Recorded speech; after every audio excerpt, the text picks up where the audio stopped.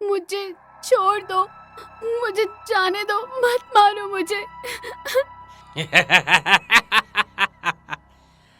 आज मेरी इच्छा पूरी हो जाएगी और तुझे मारकर मैं इस दुनिया पर राज करूंगा। नहीं पिताजी, मुझे बचाओ, मुझे बचाओ। जितना मर्जी चिल्लाओ, लेकिन यहाँ तुम्हारी मदद के लिए कोई नहीं आने वाला। ओम भट्ट।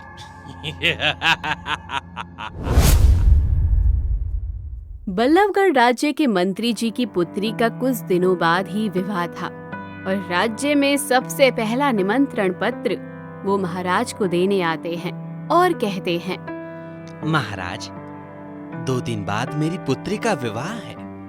ये सबसे पहला निमंत्रण पत्र आपके लिए। अरे वाह मंत्री जी, हम बहुत खुश हैं कि आपकी पुत्री का विवाह हो रहा है। हम जरूर आएंगे। बिल्कुल आएंगे। परंतु महाराज, आपके आशीर्वाद के बिना मेरी बेटी की खुशियां अधूरी रहेगी। हम चाहते हैं अपना आशीर्वाद मेरी बेटी को जरूर दें। मंत्री जी, आप चिंता मत कीजिए, हम विवाह में जरूर आएंगे। धन्यवाद महाराज, मुझे आज्ञा दीजिए। अभी मुझे जाना होगा क्योंकि बहुत सारे लोगों को निमंत्रण देना है। ठीक है मंत्री जी, आप जा सकते हैं। देखते ही देखते 2 दिन गुजर जाते हैं और मंत्री जी की पुत्री के विवाह का दिन भी आ जाता है। मंत्री जी अपनी पुत्री के कमरे में आते हैं और कहते हैं, हमारी छोटी सी गुड़िया अब कितनी बड़ी हो गई, हमें पता भी नहीं चला। आज तुम्हारा विवाह है। हम खुश भी हैं और दुखी भी। पिताजी, क्या विवाह के बाद लड़की को ससुराल जाना जरूरी होता है क्या? क्या वो अपने माता पिता के साथ नहीं रह सकती? बेटी, ये तो सदियों से चली आ रही दुनिया की रीत है और लड़कियां तो वैसे भी पराई होती हैं। एक न एक दिन उन्हें माता पिता से दूर जाना ही पड़ता है। लेकिन मैं आपसे दूर नहीं जाना चाहती पिताजी। आपका ख्याल कौन रखेगा? माँ भी नहीं है। मेरी चिंता मत करो बेटी, बस तुम्हारी शादी एक अच्छे घर परिवार में हो रही है। तुम्हें खुश देखकर मैं भी खुशी से जीवन व्यतीत कर सकता हूँ। पिताजी, इतना कहकर मंत्री जी वहाँ से चले जाते हैं। कुछ देर बाद मंत्री जी की बेटी का विवाह हो जाता है और विवाह के बाद दुल्हन को डोली में बिठा दिया जाता है। बेटा, आज से मेरी बेटी आपकी जिम्मेदारी है, इसका ख्याल रखना।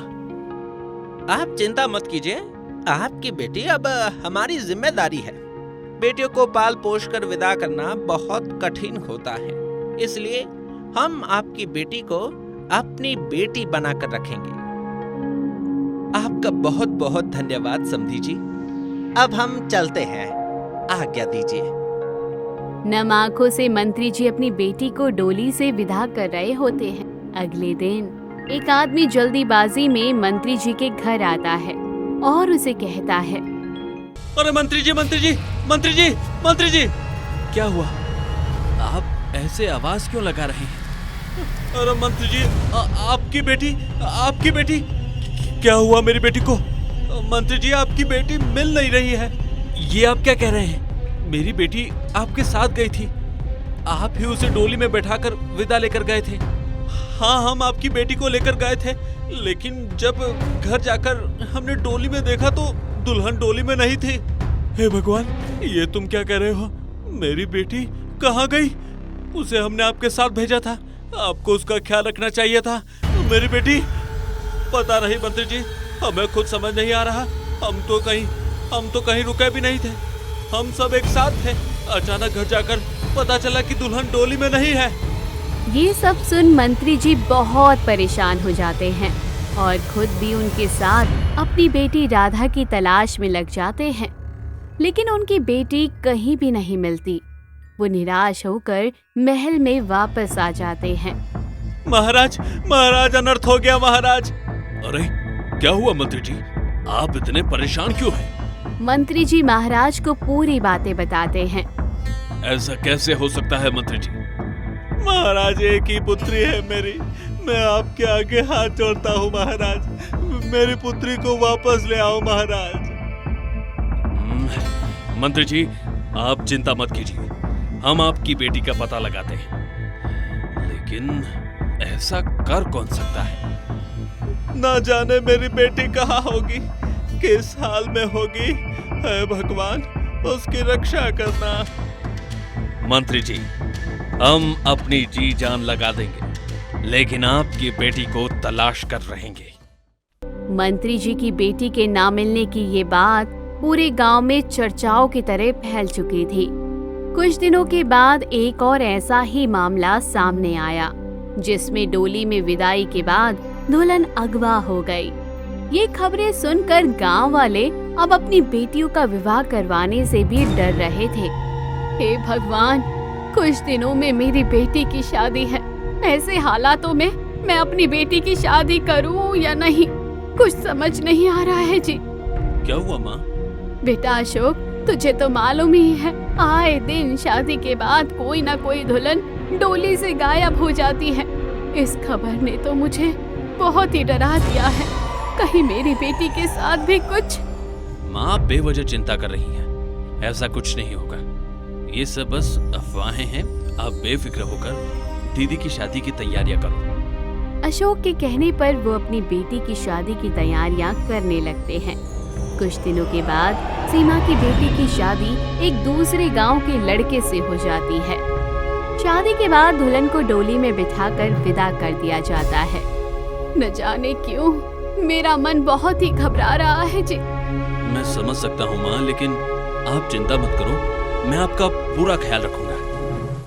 अचानक आसमान में बादल गरजने लगते हैं और ये देख सीमा घबराते हुए कहती है, हे भगवान, अभी तक तो मौसम बिल्कुल सही था, अचानक ये बादल कैसे आ गए? काले बादल का आना शुभ नहीं, अशुभ है। माँ, आप ये क्या कह रही हैं? ये शुभ और अशुभ जैसा कुछ नहीं है। आप बस दीदी की जुदाई से चिंतित हैं। मैं हूं ना आपका ध्यान रखने के लिए। हे भगवान, जैसा मैं सोच रही हूँ वैसा कुछ ना हो, मेरी बच्ची का ख्याल रखना। आधे रास्ते पहुंचकर बारात आराम करने के लिए रुक जाती है। एक व्यक्ति दुल्हन को खाने के लिए पूछने के लिए जैसे ही डोली का पर्दा हटाकर देखता है, उसे डोली खाली नजर आती है। अरे अरे ये क्या? अरे अरे यहाँ तो दुल्हन ही नहीं है। ये देख सभी हैरान हो जाते हैं। सभी यहाँ वहाँ दुल्हन की तलाश करने लगते हैं, लेकिन उसका कुछ भी पता नहीं चलता। धीरे धीरे दुल्हनों का यूं गायब होना रहस्यमय होता जा रहा था। मेरी बेटी कहाँ गई, किस हाल में होगी, कुछ समझ नहीं आ रहा। माँ, आप चिंता मत कीजिए, मैं अपनी बहन को कहीं से भी ढूंढ कर लेकर आऊंगा। लेकिन बेटा, तू कहाँ से ढूंढेगा? आज तक महाराज उन सभी दुल्हन को भी नहीं ढूंढ पाए हैं जो शादी से पहले गायब हो गई हैं। फिर तू कैसे ढूंढेगा? माँ, आप चिंता मत कीजिए, दीदी ने मेरी कलाई पर राखी बांधी है ताकि मैं हमेशा उनकी रक्षा कर सकूं, और अब मैं उनकी रक्षा करूंगा। अशोक अपनी बहन के लिए बहुत परेशान था। वो हर जगह अपनी बहन की तलाश करता है। अशोक अपनी बहन की तलाश में यहाँ वहाँ भटक रहा था। तभी उसे एक साधु नजर आता है। राम राम राम राम। क्या हुआ बालक, बहुत चिंतित लग रहे हो? हाँ साधु महाराज, मेरी बहन को किसी ने अगवा कर लिया है। बहुत ढूंढने के बाद भी उसका कुछ पता नहीं चल रहा है। अपना हाथ मुझे दो। साधु की बात मानकर अशोक साधु को अपना हाथ दिखाता है। साधु एक मंत्र पढ़ता है और डर से उसका हाथ छोड़ देता है। क्या हुआ बाबा, आपने मेरा हाथ ऐसे क्यों छोड़ दिया? तुम एक बहुत बड़े सच से अनजान हो लड़के। कैसा सच? एक ऐसा सच जो तुम्हारी जिंदगी तबाह कर देगा। कौन सा सच साधु महाराज? आज रात तुम सोना मत, चाहे जो भी हो जाए, और इस मायावी धागे को अपने हाथ में बांध लो। ठीक है साधु बाबा, मैं ऐसा ही करूंगा। साधु की बात मानकर अशोक पूरी रात जागने की कोशिश करता है, लेकिन फिर भी वो खुद पर काबू नहीं कर पाता और सो जाता है। अगली सुबह वो खुद को एक विचित्र दुनिया में पाता है। अरे ये तो मेरा घर नहीं है, मैं कहाँ आ गया हूँ? तुम मेरे घर में हो? तुम कौन हो और तुम एक दुल्हन की तरह सजी हो? क्या आज तुम्हारी शादी है? हाँ, आज हमारी शादी है, हम दोनों की। ये कैसे हो सकता है? मुझे इस बारे में कुछ भी मालूम नहीं है और मैं तो तुम्हें जानता भी नहीं हूँ। फिर शादी कैसे हो सकती है? ये तुम क्या कह रहे हो चेतन? कौन चेतन? मैं चेतन नहीं, अशोक हूँ। हे भगवान, लगता है तुम्हारे सर पर चोट लगने की वजह से तुम्हारी याददाश्त तक चली गई है। हम अभी वैद्य जी को बुलाते हैं। ये सब क्या हो रहा है? मैं कहाँ हूँ? मैं तो अपनी बहन की तलाश कर रहा था और अपने घर में सो रहा था। अशोक के मन में लाखों सवाल थे जिनका जवाब उसके पास नहीं था। तभी वहाँ वही साधु प्रकट होता है जो उसे एक लाल धागा देता है। हैरान मत हो बालक, यहाँ तुम्हें तुम्हारे सभी सवालों के जवाब मिलने वाले हैं, इसलिए होशियारी से काम लेना। एक भी गलत फैसला तुम्हारी और उन सभी लड़कियों की जान का खतरा बन सकता है। जैसे ही तुम्हें तुम्हारे सवालों के जवाब मिल जाएं, तुम अपने हाथ में बंधे इस धागे को खोल देना, जिससे कि तुम अपनी दुनिया में वापस पहुंच जाओगे। इतना कहकर साधु वहाँ से गायब हो जाता है।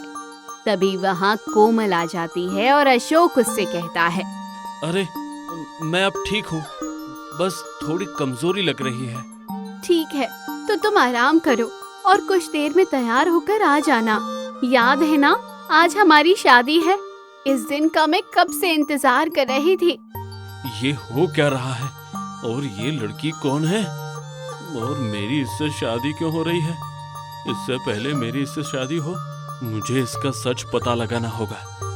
अशोक को कुछ समझ नहीं आ रहा था कि वो किस दुनिया में है और उसके साथ चल क्या रहा है। वो अपनी बहन की तलाश भी कर रहा था। तभी उसकी नजर एक दीवार पर लगी एक तस्वीर पर पड़ती है, जिसमें अशोक की राजकुमार के रूप में एक भव्य तस्वीर लगी हुई थी। ये तो मैं हूँ, लेकिन मेरी तस्वीर इस रूप में यहाँ कैसे है? इससे पहले कि अशोक उस तस्वीर को हाथ लगाता, तभी वहाँ का एक दास आता है और उसे कुछ वस्त्र देता है और तैयार होने के लिए कहता है। अशोक उससे तस्वीर के बारे में सवाल करता है और उसे बताता है कि तस्वीर राजकुमार रूप की है। क्या कहा? राजकुमार रूप? यानी इस दुनिया में कोई मेरी तरह दिखने वाला व्यक्ति रहता है जिसका चेहरा मुझसे मिलता है, लेकिन उसका मुझसे और गायब हो रही सभी दुल्हनों से क्या लेना देना है? मुझे सच पता लगाने के लिए इस विवाह को रोकना होगा। अशोक इस विवाह से बचने और सच का पता लगाने के लिए बेहोश होने का नाटक करता है। राजकुमार, क्या हुआ आपको? राजकुमार, दास, जल्दी करो, राजकुमार को उनके कक्ष में ले चलो। मुझे अगर इस शादी से बचना है और सत्य का पता लगाना है, तो मुझे बेहोश होने का बहाना करना होगा। नहीं, ऐसा नहीं हो सकता। किसी भी हाल में आज ये शादी होकर ही रहेगी। ये मुझसे विवाह करने के लिए इतनी व्याकुल क्यों है? पता लगाना होगा। अशोक बेहोश होने का नाटक काफी देर तक करता है, इसलिए वैद्य के कहने पर उसे कुछ दिनों का आराम करने की सलाह मिल जाती है। नहीं, ऐसा नहीं हो सकता। राजकुमार, आपको जल्द ठीक होना होगा। आपने हमसे वादा किया है, आपने हमसे वादा किया है, उसे पूरा करना है। ये कौन से वादे की बात कर रही है? कुछ समझ नहीं आ रहा, क्या चल रहा है? वैद्य जी, साम दाम दंड भेद जो भी मर्जी करो, लेकिन आज के आज राजकुमार को होश में लेकर आओ। कोमल वैद्य को अशोक को जल्दी ठीक करने का आदेश देती है। अशोक रात के वक्त सभी के सो जाने के बाद तलाश को शुरू कर देता है। मुझे सच पता लगाना होगा कि आखिर यहाँ चल क्या रहा है और ये राजकुमारी कौन है? अशोक की नजर फिर एक बार उस तस्वीर पर पड़ती है। ऐसा लगता है इस तस्वीर के पीछे कुछ है। जैसे ही वो उस तस्वीर को हाथ लगाता है, तभी वह तस्वीर नीचे गिर जाती है जिसके पीछे एक अजीब सा दरवाजा था। ये तो दरवाजा है, जरूर इसके पीछे भी कोई राज है, मुझे जाना होगा। अशोक उस दरवाजे को खोलता है और जिसके पीछे एक अंधेरा कमरा था, वो बहुत ध्यान से कमरे के अंदर जाता है। तभी उसे किसी की आवाज सुनाई देती है। कोई हमें बचाओ, ये हमें मार देगा, बचाओ। ये तो किसी लड़की की आवाज है, वहां से आ रही है। कोई हमारी मदद करो, पिताजी हमें बचाओ। होना, ये आवाज जरूर उन्हीं लड़कियों की है जो शादी में गायब हुई है। अशोक उस कमरे में और अंदर जाता है, जहाँ जाकर वो देखता है कि एक पिंजरे में कैद उसकी बहन के साथ कुछ लड़कियां उसे नजर आती है, जिन्हें देखकर वो हैरान हो जाता है। दीदी, ये यहाँ है। मेरा शक सही था, मुझे किसी भी तरह उन्हें बचाना होगा। कोई है, हमें बचाओ। ये आवाज, मुझे और आगे जाना होगा। तभी उसकी नजर एक बड़े से दर्पण पर पड़ती है, जिसमें उसे एक दानव कैद नजर आता है। ये तो एक दानव है। इससे पहले अशोक कुछ और कर पाता, वहाँ कोमल भी आ जाती है।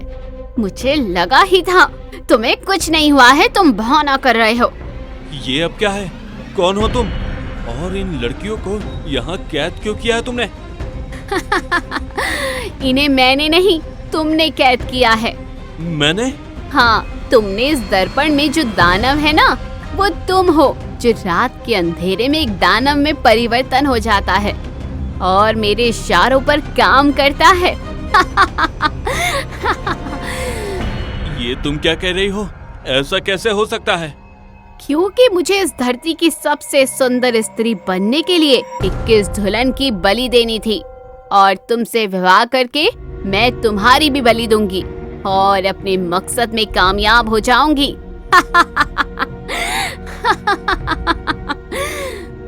मैं तुम्हें ऐसा नहीं करने दूंगा। अशोक अपने हाथ से वो धागा खोल लेता है और वापस अपने गांव में पहुंच जाता है, जहां उसे साधु मिलता है। बाबा, ये सब क्या था? मैं अपनी बहन के पास पहुंच गया, लेकिन उसे बचा न सका। वो औरत मेरी बहन को और उस राजकुमार की बलि देना चाहती है। मैं उन सबको कैसे बचाऊं? मुझे मालूम है तुम्हारे मन में हजारों सवाल हैं। इस दुनिया में 7 एक चेहरे वाले लोग हैं और इंसान के 7 जन्म होते हैं। जिस दुनिया में तुम होकर आए हो, वो तुम्हारा ही एक स्वरूप है, जहां तुम एक राजकुमार हो और उस राज्य में रहने वाली एक स्त्री ने काली विद्या से उस राजकुमार को छल से एक दानव में परिवर्तित कर दिया है, जो उसके लिए दुल्हनों को इस दुनिया से उस दुनिया में लेकर जा रही है। और अब वो तुम्हारी बलि देकर अपने मकसद में कामयाब होना चाहती है। नहीं, मैं ऐसा नहीं करने दूंगा। मैं उससे रोक कर रहूंगा। तुम खाली हाथ उससे नहीं लड़ सकते। उसके लिए तुम्हें भी जादुई शक्तियों की जरूरत पड़ेगी। लेकिन मेरे पास तो ऐसा कुछ नहीं है। अशोक के इतना कहने पर साधु अपनी आंखें बंद करके एक मोती दे देता है। ये मोती इस धागे में डालकर अपने गले में डाल लो। जब तुम्हें किसी शस्त्र की जरूरत होगी तो ये मोती तुम्हारी मदद करेगा। धन्यवाद साधु बाबा। अब मैं उस राजकुमारी का अहंकार तोड़कर उसे ऐसा सबक सिखाऊंगा कि वो याद रखेगी। विजयी भव, मुझे तुम पर पूरा विश्वास है। आज्ञा दीजिए साधु महाराज। जाओ और उस बुरी राजकुमारी का अंत करो। अशोक एक बार फिर से उस दुनिया में पहुंच जाता है, जहां कोमल ने उन सभी दुल्हनों को कैद करके रखा था। मुझे मालूम था कि तुम वापस जरूर आओगे। हाँ, मुझे यहाँ आना ही था, इन सभी को तुम्हारे चंगुल से आजाद करवाने और तुम्हें सबक सिखाने। ये बस तुम्हारा वहम है। वहम तो आज तुम्हारा टूटेगा। कोमल, आज तक तुमने जो पाप किए हैं इन मासूमों को दुख पहुंचाकर, आज तुम्हें उन सभी पापों की सजा भुगतनी पड़ेगी। आज तुम्हारा अंत निश्चित है। ऐसा कदापि नहीं होगा। ऐसा होगा। इतना कहकर कोमल उस दानव को आदेश देती है अशोक को बंदी बनाने का। लेकिन अशोक उस जादुई मोती के सहारे एक धारदार तलवार हासिल कर दानव से युद्ध करता है, जिसमें दानव मारा जाता है। कोमल के देखकर दंग रह जाती है। कोमल को रोकने के लिए मोती को एक पिंजरा बना देता है, जिससे कि कोमल उस पिंजरे में कैद हो जाती है। मुझे बाहर निकालो यहाँ से। नहीं, अब तुम यहाँ से कहीं नहीं जाओगी। नहीं, ऐसा नहीं हो सकता, बाहर निकालो मुझे। आज के बाद तुम कभी अपने मकसद में कामयाब नहीं हो पाओगी। जिंदगी भर तुम इस पिंजरे में कैद रहोगी। अशोक जल्दी से उन सभी लड़कियों को बचाता है और अपने साथ अपनी दुनिया में ले जाता है। आपका बहुत बहुत शुक्रिया, आज आपने हम सबकी जान बचा ली। धन्यवाद मुझे नहीं, भगवान का कहिए, क्योंकि उन्होंने ही मुझे इतनी ताकत दी कि मैं उस दानव का सामना करके आपको वापस लाने में कामयाब रहा। अब हमें अपने अपने घर जाना होगा। हमारे परिवार वाले न जाने कब से चिंतित होंगे। हाँ, और दीदी आप भी मेरे साथ घर वापस चलिए। माँ का हाल भी रो रो कर बुरा हो रहा है। सभी दुल्हन जब अपने घर जाती है तो उनको देखकर उनके परिवार वाले बहुत खुश हो जाते हैं। जब महाराज को अशोक की वीरता के बारे में पता चलता है तो वो उसे राज्य का शूरवीर घोषित कर अपने महल में सैनिक के रूप में काम दे देते हैं। दोस्तों, रोजाना ऐसी रोमांचक और मनोरंजन कहानियाँ देखने के लिए आप हमारे वीडियो को अपने दोस्तों और परिवारों के साथ जरूर शेयर करें और हमारे चैनल को सब्सक्राइब करना बिल्कुल भी ना भूलें। इसके अलावा अगर आप भी चाहते हैं कि हम अपनी अगली वीडियो में आप सभी के नाम को इस्तेमाल करें, तो कमेंट में जल्दी से अपने नाम और कहानी कैसी लगी ये जरूर बताएं, ताकि हम सभी के लिए अच्छी अच्छी कहानियाँ लेकर आते रहें। मिलते हैं अगली वीडियो में एक और नई कहानी के साथ।